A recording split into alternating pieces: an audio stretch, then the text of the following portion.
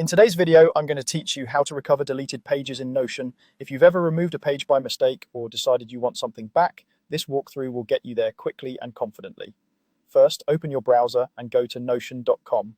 If you're already signed in, you'll land in your workspace. If not, click Login and access your account using your usual sign-in method.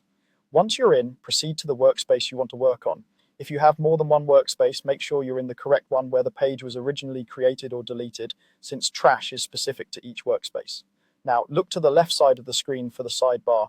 This is where your pages, favorites, and workspace tools live. Scroll all the way down to the very bottom of that left panel.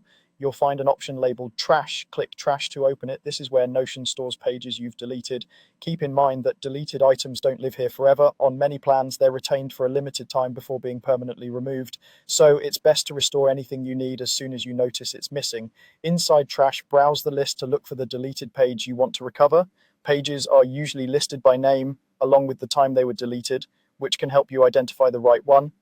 If you have a lot of items here, scanning by date or recalling the page's title can speed things up. You can also expand a deleted page to double-check its contents before bringing it back, especially if multiple pages have similar names.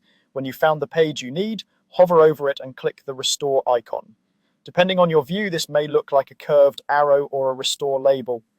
Notion will place the page back in its original location within your workspace structure. If it was a subpage, it returns under its parent page. If it was top level, you'll find it back in the main sidebar.